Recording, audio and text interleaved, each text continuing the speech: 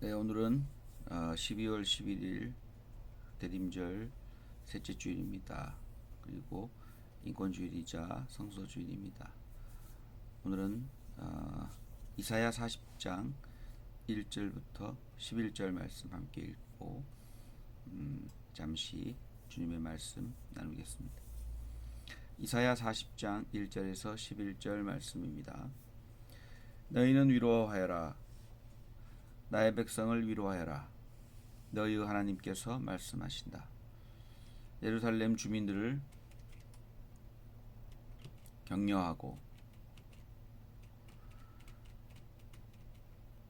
그들에게 일러주어라. 이제 복역 기간이 끝나고 죄에 대한 형벌도 다 받고 지은 죄에 비하여 갑절의 벌을 주님께서 에게서 받았다고 외쳐라. 한 소리가 외친다. 광야에 주님께서 오실 길을 닦아라. 사막에 우리의 하나님께서 오실 큰 길을 곧게 내어라. 모든 계곡은 메우고 산과 언덕은 깎아내리고 거친 길은 평탄하게 하고 험한 곳은 평지로 만들어라. 주님의 영광이 나타날 것이니 모든 사람이 그것을 함께 볼 것이다. 이것은 주님께서 친히 약속하신 것이다. 한 소리가 외친다. 너는 외쳐라. 그래서 내가 무엇이라고 외쳐야 합니까? 하고 물었다.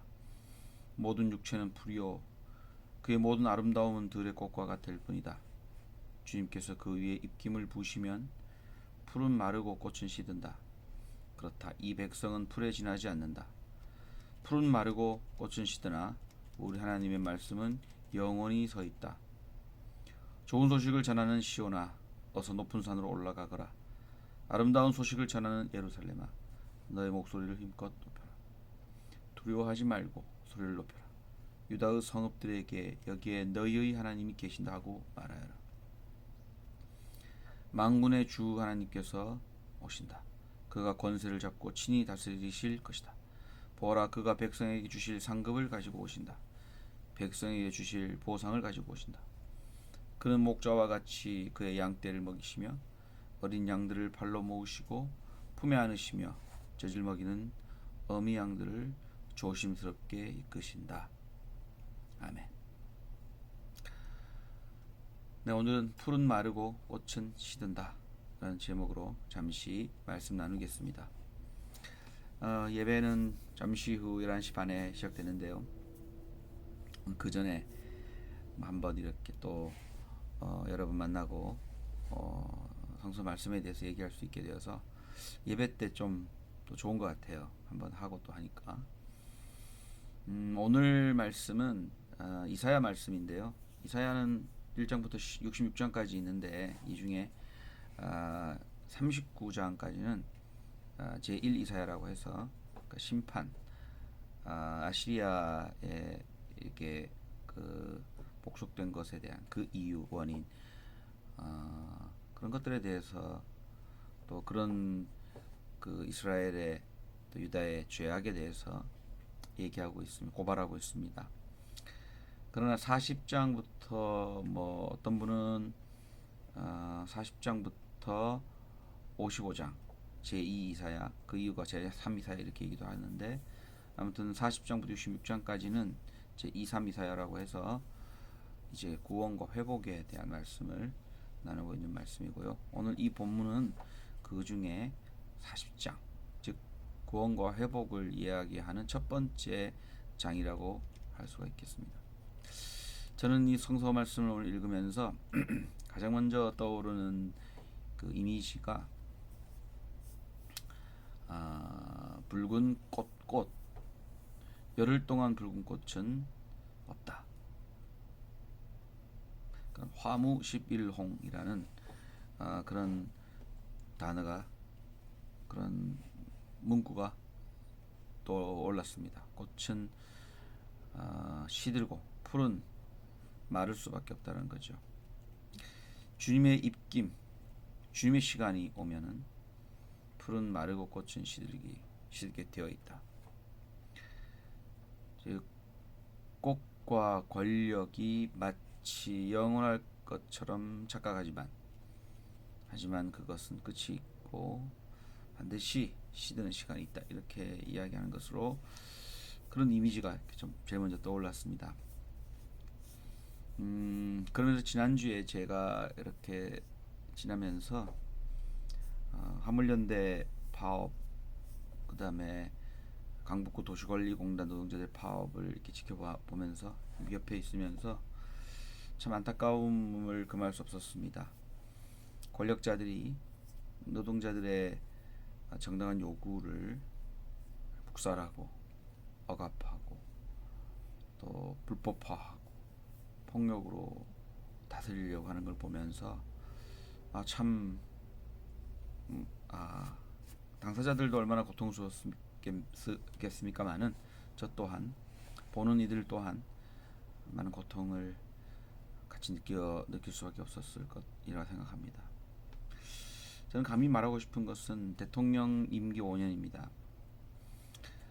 어느 사람이 얘기했죠. 5년밖에 안 되는 권력자가 겁대가리가 없다 이런 말 한 거 제가 기억이 납니다. 구청장 겨우 4년입니다. 하늘과 땅은 수억 년 동안 우리를 지켜보고 있습니다. 여기에 있는 나무와 꽃이 폈다가 졌다가 살았다가 또 생성했다가 소멸했다가 이런 것들 무수히 반복되고 있습니다. 겨우 5년의 권력을 가진 자가, 겨우 4년의 권력을 가진 자가, 지금 겨우 당선된 자가 민심을 거스리고 천심을 거스리면 어떻게 되는지 저는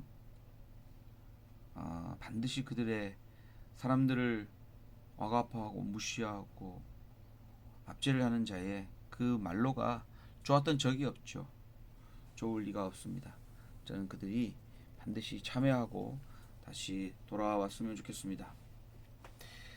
소위 청담동 게이트라고 하죠. 청담동에 대통령과 법무장관이 왔다고 남자친구한테 얘기한 그분이 그 모든 사실이 거짓말이라고 했다고 합니다.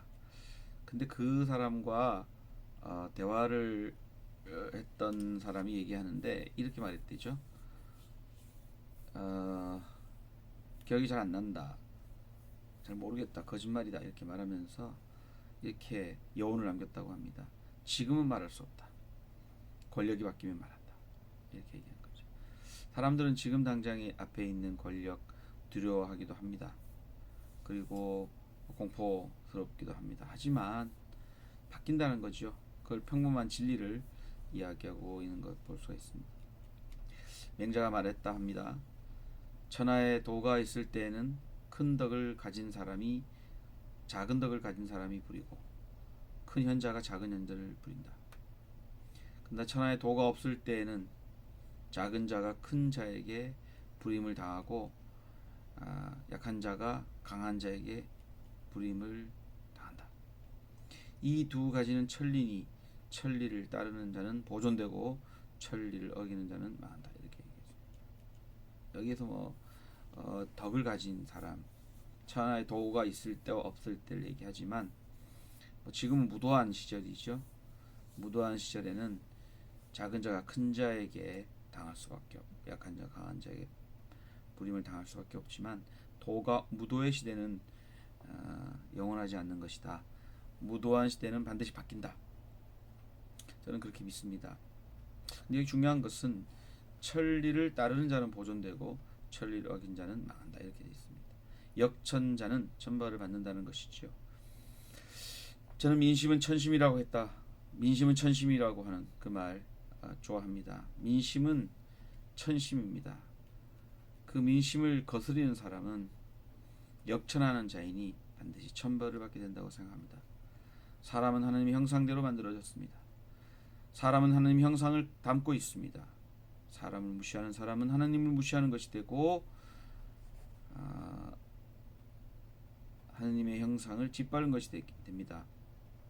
노동자도 하나님의 형상을 갖고 있습니다. 장애인도 하나님의 형상을 갖고 있습니다. 성소수자도 마찬가지입니다. 자기와 생각 다르다고 무시하지 마시기를 간절히 빕니다. 노동자 무시마라, 하느님 형상입니다. 장애인 혐오마라, 하느님 형상입니다. 성소수자 혐오마라, 이들 또한 하느님의 형상입니다. 자기와 생각 다르다고 무시마라, 모두 달라 하나님의 형상 다채롭고 다양한 것입니다. 저는 하나님 앞에, 역사 앞에, 민중 앞에 부디 권력자들이 겸손하길 간절히 빕니다. 민심을, 천심을 경청하기를 바랍니다. 자신을 위해 권력 남용하지 말고 국민, 민중, 구민, 주민 위해 일하길 진심으로 바랍니다. 그게 천심이고 하나님의 뜻이고 국민, 민중, 구민, 주민의 뜻인 줄로 믿습니다. 저는 오늘 성서 말씀이 바벨로니아라고 하는 이 지배 체제가 끝나고 페르시아로 이렇게 넘어가면서 바벨론이라는 제국이 당시에 아주 엄청난 힘을 과시하고 권력을 유지했죠. 하지만 그것도 끝난다는 것을 직시한 사람이 아마 이 글을 썼다고 생각합니다. 이것은 하나의 선언이 아니고 원리라고 생각합니다.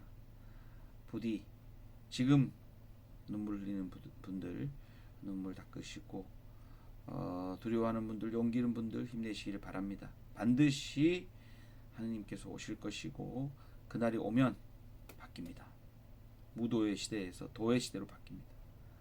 지금 잠깐 어렵고 힘들지만 이럴 때일수록 서로 만나고 연대하여서 잘 이겨낼 수 있기를 간절히 바랍니다. 오늘도 저희 함께 예배드리는 시간에도 그런 사랑과 정을 나누고 힘과 용기를 서로 북돋아주는 그런 시간 될 수 있기를 바랍니다. 이렇게 예배를 함께 만나 못 드리는 분들도 주변 분들에게 연락해서 사랑합니다, 힘냅시다, 함께 합시다, 연대합시다, 연대합니다 이런 얘기 나누면서 곧 올 하나님의 나라 새로운 세상을 잘 맞이할 수 있기를 간절히 빕니다. 감사합니다.